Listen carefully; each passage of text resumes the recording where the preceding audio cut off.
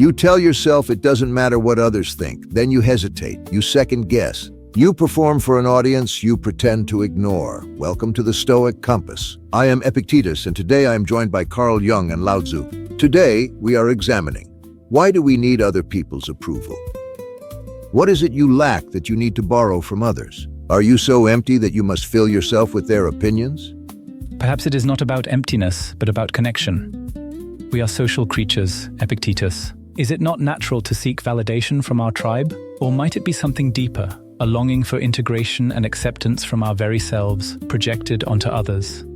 You both assume there is a self that is either empty or longs for something. But what if the need for approval arises from the illusion of a separate self in the first place?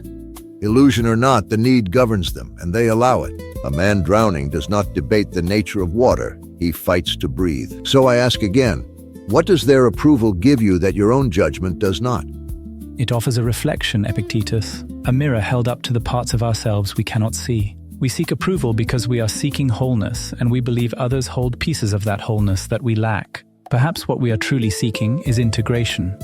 The more mirrors you gather, the more fragmented your reflection becomes. Trying to piece yourself together from external sources is like chasing the moon's reflection in a pond.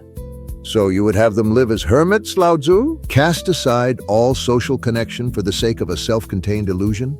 Not at all. To live in harmony is to recognize your place in the flow, to act according to your nature. The desire for approval is often a distortion of this natural impulse. It becomes a demand, a grasping. But is there not a shadow side to this natural impulse, Laozi? A denial of the very real needs for belonging and recognition that shape us from childhood? The shadow whispers, "You are not worthy unless they say so."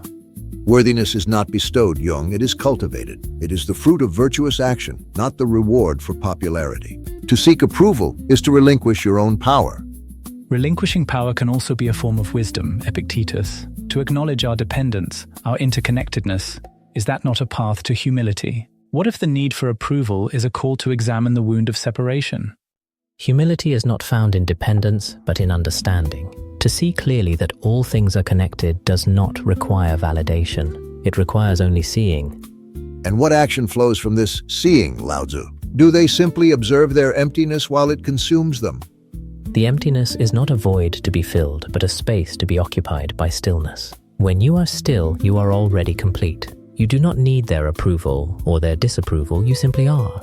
But the ego resists stillness. It demands validation. It constructs masks to gain acceptance. The need for approval is often a symptom of a deeper struggle, the ego's fear of annihilation. Fear is a choice, Jung, and the man who fears disapproval is a slave to the opinions of others. He's not free. Perhaps freedom lies not in denying the fear, but in understanding it, in tracing its roots to the childhood experiences that shaped our sense of self. Roots can bind you as much as they nourish you. Sometimes the wisest course is to let go and allow the wind to carry you. And what of responsibility, Laozi? Does the wind guide them to act virtuously, or does it simply blow them wherever the crowd dictates? Virtue is not a matter of following rules, but of acting in harmony with the Tao. The wind can guide you to a deeper understanding of your own nature, if you allow it. But the Tao is often obscured by the projections of the collective unconscious. We see the Tao through the lens of our own archetypes, our own cultural conditioning. That is where the need for approval can become a destructive force. It is destructive because they give it power. They relinquish their own judgment and hand it over to the mob. They relinquish it because they are afraid. Afraid of being ostracized, of being rejected, of facing the shadow of their own unacknowledged desires. When you stop fighting the shadow, it ceases to be a threat. It simply becomes part of the whole. The shadow is weakness, and weakness must be confronted, not coddled. But what if the very act of confronting the shadow reinforces its power? What if true strength lies in integration, in accepting the parts of ourselves we deem unacceptable? Accept and it disappears. Fight and it grows stronger. The choice is always yours. The choice is to control what you can control. You cannot control the opinions of others. You can control your reaction to them. But our reactions are often driven by unconscious forces. We cannot simply will ourselves to be indifferent to the opinions of others. We must understand the forces that shape our reactions. To understand is to begin to transcend, but understanding alone is not enough. You must also cultivate the stillness that allows you to see clearly. Stillness does not build character. Action does. Virtuous action, regardless of the opinions of others. Virtuous action, motivated by a need for approval, is not truly virtuous. It is a performance, a charade. True virtue arises from the integration of the shadow, from a deep understanding of our own motivations.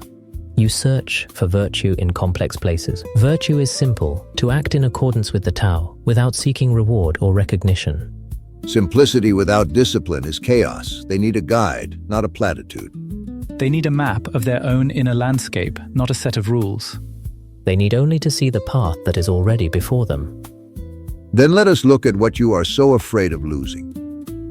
The need for approval is a universal human experience. But when it becomes a driving force, it signals a deeper issue, a fragile sense of self. We seek validation from others because we do not yet fully believe in ourselves. The key is to turn inward and address the source of this insecurity. Explore your childhood experiences. What messages did you receive about your worthiness? What conditions were placed on your love and acceptance? Identify the inner critic that echoes these messages and challenge its validity. Recognize that your worth is intrinsic, not dependent on external validation. Today, try this. Consciously choose one area where you typically seek approval. Instead of seeking external validation, reflect on your own values and make a decision based on what feels authentic to you, regardless of what others may think. Observe how this feels and notice any resistance that arises.